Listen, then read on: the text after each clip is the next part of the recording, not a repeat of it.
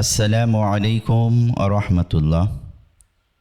আমরা আজকে হজরত সুলাইমান আলাইহিস সালাতু ওয়াসসালাম এবং একটা পিপীলিকার সুন্দর কাহিনী সম্পর্কে জানব।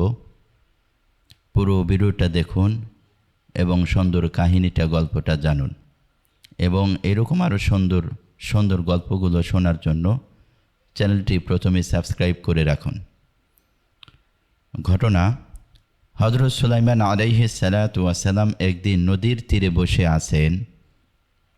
হঠাৎ করে তার চোখে পড়ল একটি পিপীলিকার উপর। তিনি দেখতে পেলেন একটি পিপীলিকার মুখে করে একটি গমের দানা নিয়ে নদীর তীরে আসলো। নদীর তীরে পৌঁছাতেই একটি ব্যাঙ হা করে তাকে গিলে ফেলল, এরপর ডুব দিল পানিতে।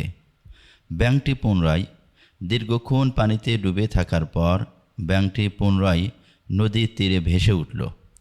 সুলাইমান আলাইহিস সালাতু ওয়াসসালাম তখন খেয়াল করে দেখলেন ব্যাঙটি হা করে পিপীলিকাকে ছেড়ে সেখানেই বসে রইল।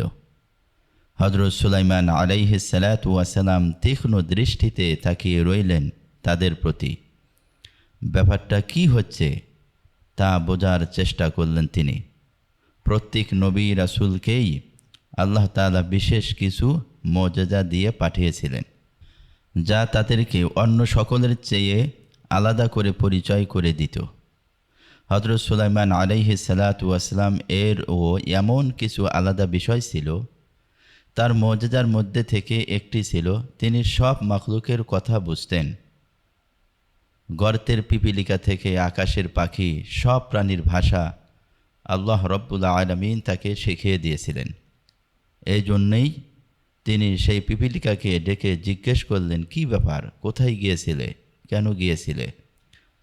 উত্তরে পিপীলিকা বলল, নদীর নিচে একটি বিশাল পাথরের ভিন্ন রকম পোকা মাকড়র জন্ম হয়েছে।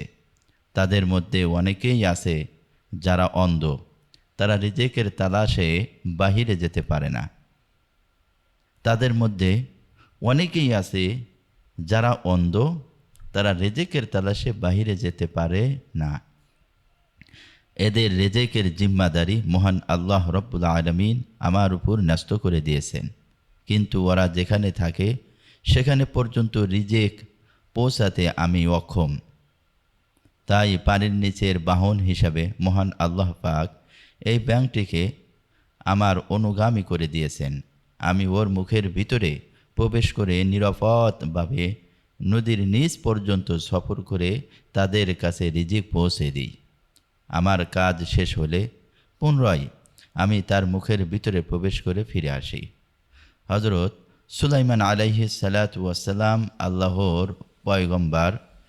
তিনি পিপীলিকার এসব কথা শুনে মহান রবের কৃতজ্ঞতা প্রকাশ করলেন।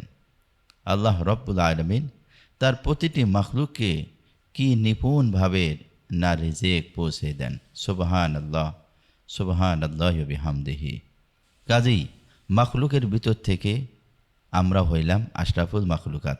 আল্লাহ তাআলা রব্বুল আলামিন আমাদের সর্বশ্রেষ্ঠভাবে রিজিক দেওয়ার ফয়সালা করেন।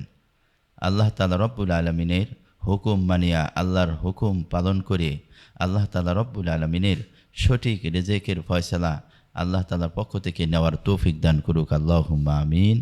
যারা চ্যানেলটি সাবস্ক্রাইব করেন না, সাবস্ক্রাইব করে দিবেন এরকম সুন্দর সুন্দর ঘটনাগুলো শোনার জন্য বা পাওয়ার জন্য। আল্লাহু আলাম। আসসালামু আলাইকুম ওয়া রাহমাতুল্লাহি ওয়া বারাকাতুহু।